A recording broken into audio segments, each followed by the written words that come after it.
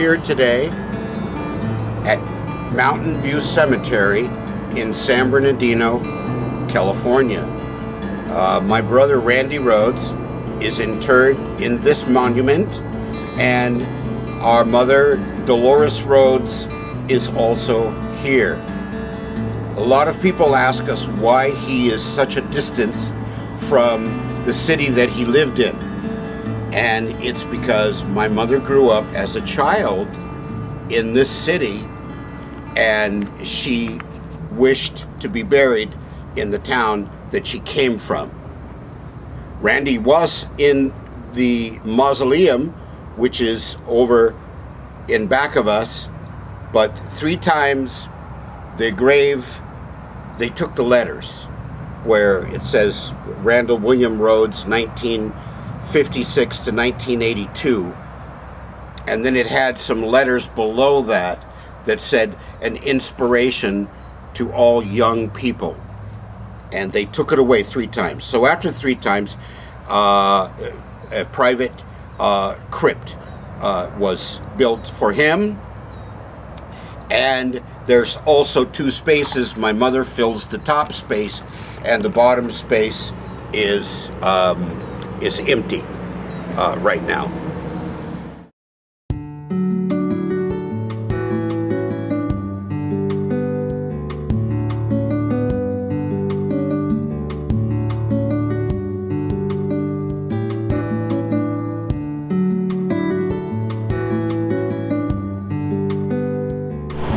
Well, the school was started, construction was started in 1947, and the school by 1948 was accepting students.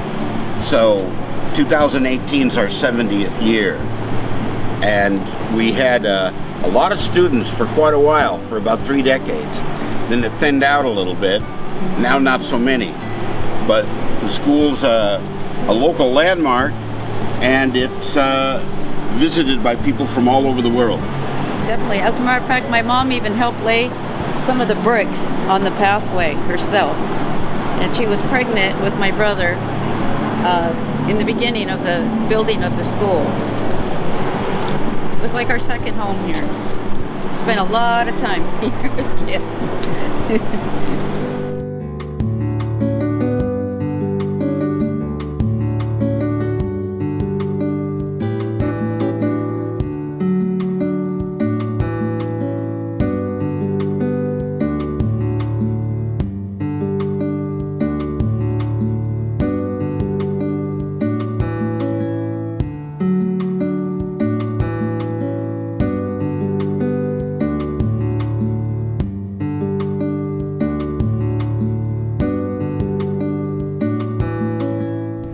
Here you have the Grand Salon of Mrsa School of Music. This was built a couple of years after the primary part of the school was built, and it was built specifically to have bands and different little instrumental combos to perform and to rehearse in this room. And a tradition that we still honor to this day is twice a year we have a recital in this room, and it's made up of the people that take lessons here. Violet Fox, our band, he was right there, and at the end of the piano, that's where my drums were. And we gave some concerts in here.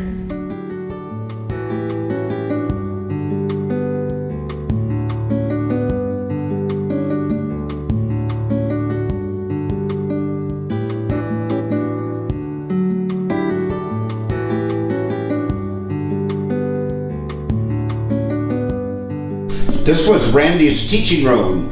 He spent a lot of time in here teaching his students.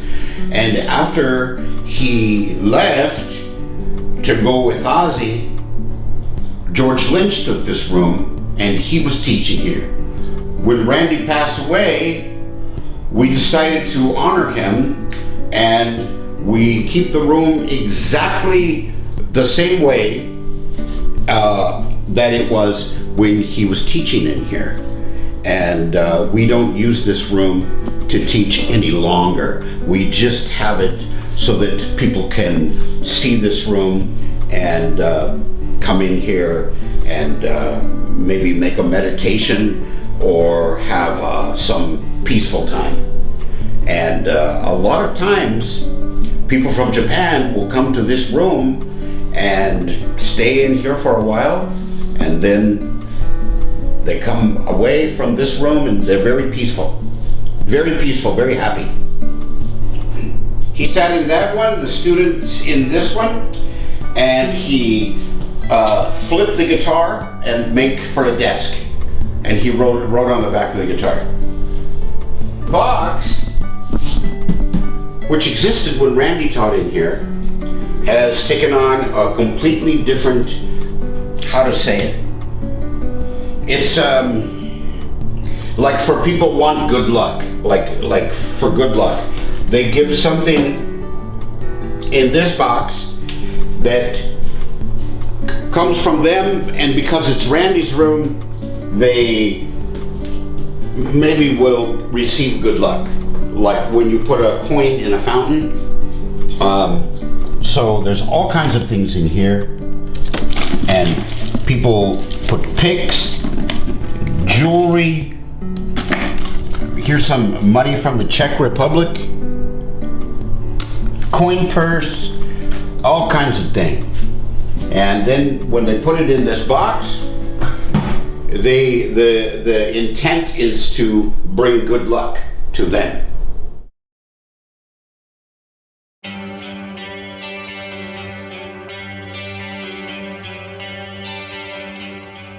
This is probably the most iconic guitar, and a 19-year-old boy up in San Dimas made it.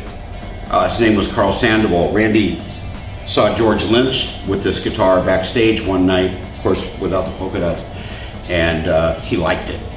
So he went to visit Carl and had the guitar made. These the frets are supposed to be bow ties. I think they look like propellers, but they're supposed to be bow ties. And the bow ties are supposed to represent his days from Quiet Riot when he iconically wore the bow tie, polka dot bow tie. And I think Randy has synonymously been equated to polka dots his whole career. So.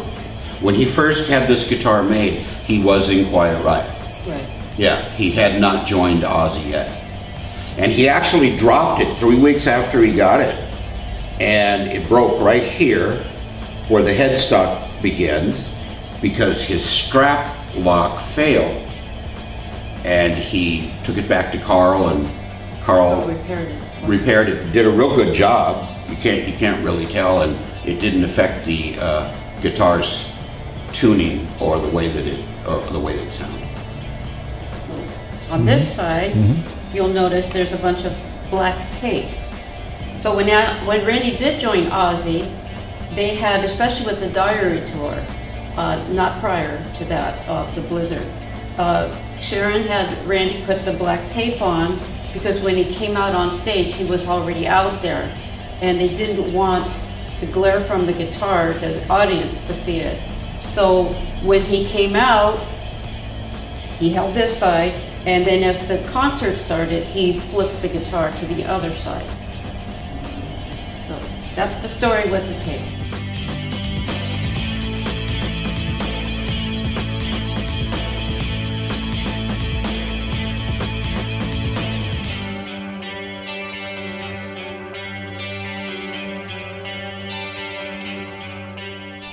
This guitar right here was the collaboration, the making of it was the collaboration between Randy and a gentleman named Grover Jackson.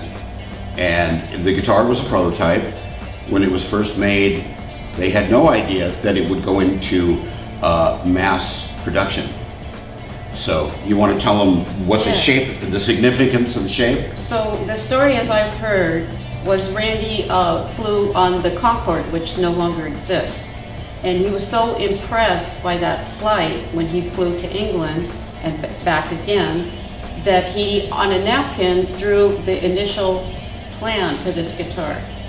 And so iconically, he is associated with the design and originality of this Jackson guitar. There was different degrees of length on the fin, and at one point the fin was longer, and Jackson said to Randy, let me cut it down. Let me cut it so that it's more like this guitar and not out here. And Randy couldn't watch. He couldn't watch him saw the end of the guitar off. But he wanted the shape just right, so he kept tweaking it. Yeah. He got it right, going back and forth and cutting it. Some of these guitars have a real long fin. So this one I think is pretty much the standard right here, but you can see that it's real well worn. I mean, this is a nice brass piece of hardware, and it's all the way down to this is from, I believe, his straps and his buckles that he wore from his costume. Yeah. That took the brass plate off. It took it right down to the bare metal. Right even below there's a coat of something under the brass, and it took it below that. So the guitar's in good shape, but it had a lot of wear. A lot of wear, been all over the world.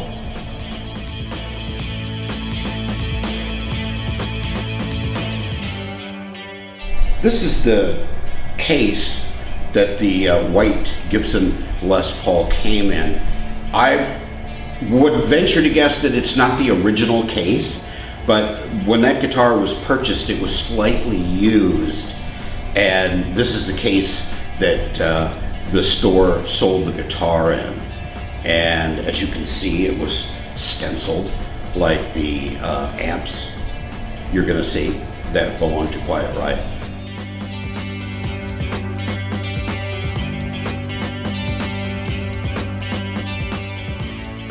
This Harmony Rocket guitar, probably made around 1960, 61, was the first electric guitar that Randy Rhoads ever played.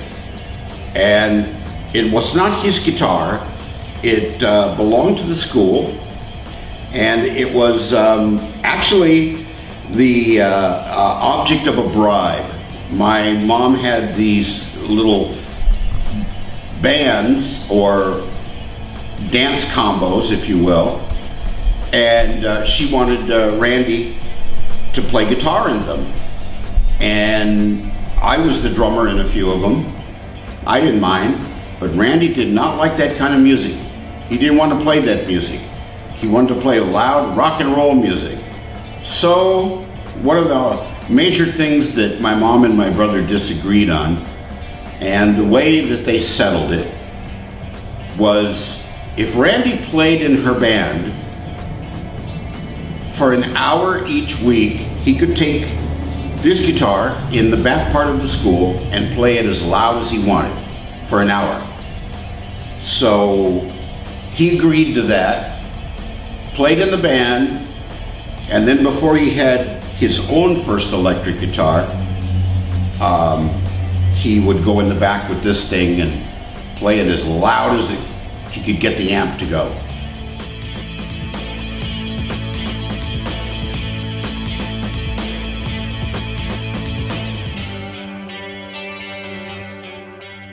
All right, so this is Randy's classical guitar, and it was made by Geronimo Pena, and the word Fernandez is in there too, so I'm not quite sure if that's the last name or Pena. What happened when Randy was on tour with Ozzy Osbourne, he became really passionate about learning and playing classical guitar. So what he did while on tour, rather than partying with Ozzy all the time, he would take a classical guitar lesson, usually from a university and a professor, everywhere they went while on tour. And he did that to occupy his time and was very, very, very passionate about the classical guitar music. And what we think is his direction was definitely, his career was definitely headed toward the classical, path. And I've always thought that he would have definitely gone down more of that venue.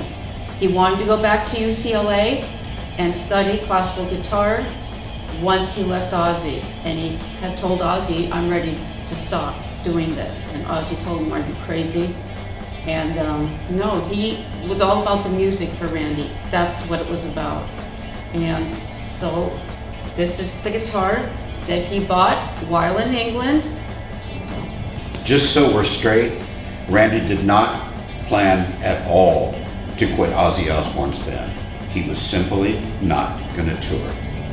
It was already agreed they would make a third album. Yeah, But that was it was just to give him enough time to go get his degree at UCLA.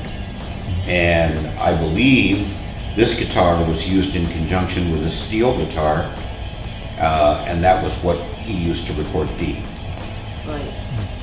Beautiful guitar, and it's in really very, very immaculate shape too. It doesn't look like it, was worn or beat up at all. So. Okay, so during the end of, sadly Randy's life, when he came home from tour, he would play this guitar all the time and loved it. So my husband, Richard, built this custom stand for him, which he used in his room, and put this guitar on it. And there was a piece that went in here so he could put his sheet music in here, like an inserted backdrop. And he loved this.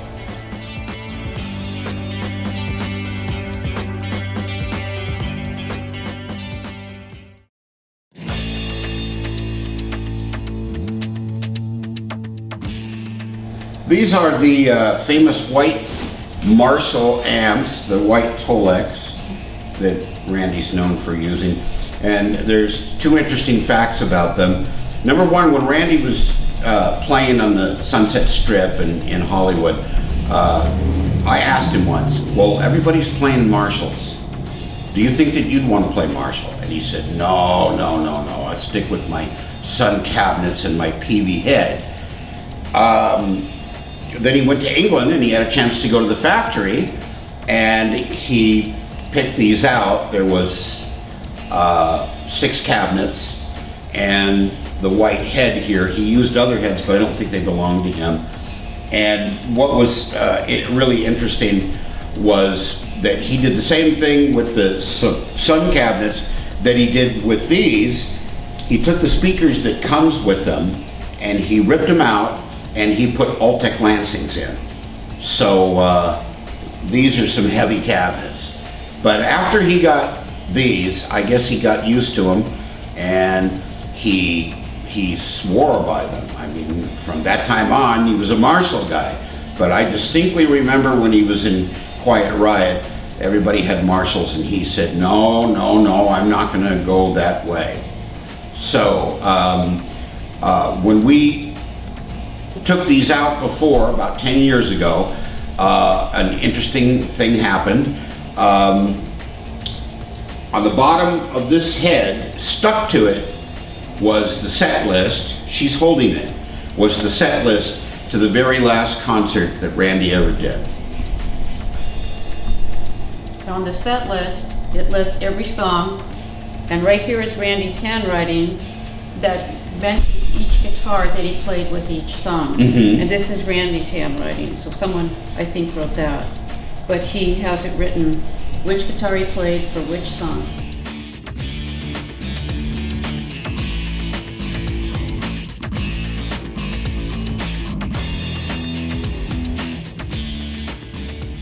These are the amps that Randy used in Quiet Riot. And they got the same treatment that the Marshalls did. The speakers got pulled and the Altec Lansings got put in. And for those that are pretty observant, this is actually a bass head, but that's what he played through. And these Sun cabinets, he had these for a long time. When he finally went to England, that's when he got the Marshalls, but all during the Quiet Riot years and for all the shows they played in Southern California, this was Randy's setup that he had. On the back side of this, Randy had a sense of humor. In fact, he liked to play practical jokes. So the back side of this says Alfie Berlin and the Buzz Bombs. something to kind of confuse the roadies. Of course it was Quiet Riot, but he put that on there just to be funny.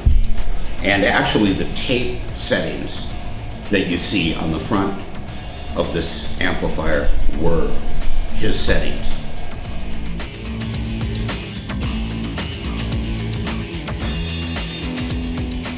So this is the famous chip pan. That's what Ozzy named it. I guess it made noises between Randy using it, like the machine that cooks fish and chips in England. And the funny thing about this was that it was kind of like haunted in a way. Randy always worried about it, and it would pick up radio signals and do different things. And so it was kind of something that he worried about, that he fretted about this, that it wouldn't work. If it broke down sometimes at concerts, and he'd be really upset because this was what made his sound. This was the mother of what was so important to him to get his sound just right. And as you can see, if you look at this pedal, you can actually see his foot imprint as he left it from using it. So when Bernie Torme took over for him abruptly, they hadn't shipped all of Randy's stuff back, and they let Bernie use this because his pedal board was held up at customs, and it reacted very strangely, and I guess it spooked him. yeah. And he was very freaked out by it. He wasn't in the band much longer after that.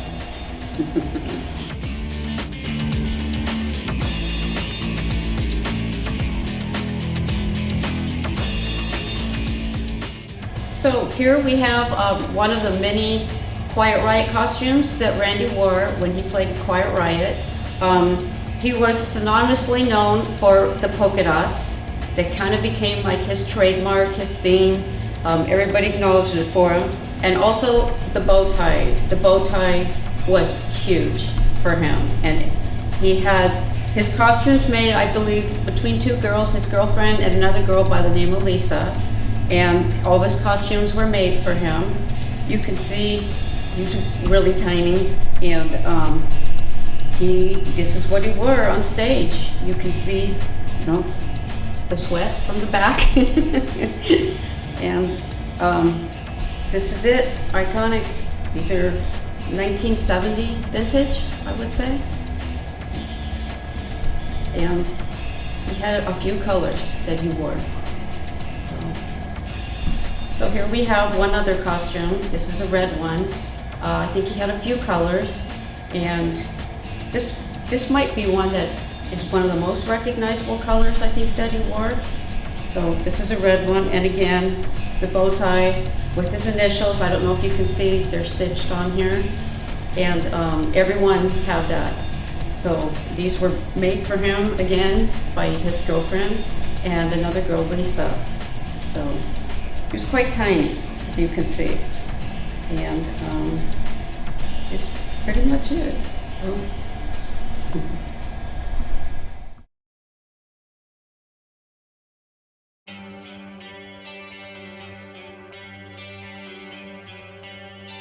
My initial release as a composer of piano music, principally for the pianoforte, is this Titanic Overture, which was released in 2005. I made a CD before this that was 8 minutes and 25 seconds long just to see if I could do it, but I never sold that CD. That CD is called Piezas de Piano, which means pieces of piano. But that was released. My first commercial release, Titanic Overture, 2005. My second release, and the one that has Randy playing for a very short time on a cut called the Radio Sequence, is Portraits of Oblivion. This was released in 2007. My third commercial release, again, Music principally for the pianoforte is pride and profanity. Now I start to take it up a notch. Orchestration-wise, structure, I start to really get into more complex music and use things other than just the piano. Principally the piano is in those. In the very first one, it's just piano. But now I'm incorporating other things. Horns, voices. In the case of Portraits of Oblivion, a cello turns into a saw. It starts off as a cello and then it becomes a saw. And I start to incorporate other things like car accidents. It's hard to explain to somebody that hasn't heard my music, but I really start to reach for anything and everything that I feel like incorporating into music. My most recent release is, this came out a year ago, June, is Magnificent Obsession. And this has started to get reviews, and for the first time ever, all 7 of my fans seem to like it. So this record here actually has been written up, and there's been articles and stuff, and I've been interviewed and done stuff about this particular record right here. So I'm working currently on my 5th release. Okay, I think one of my 7 fans died, so probably only 6 fans will buy it, but that's okay. The record that was coming out next is Architects of Destruction, and I'm looking at maybe an early 2019 release for that one, Architects of Destruction. And that's my catalog.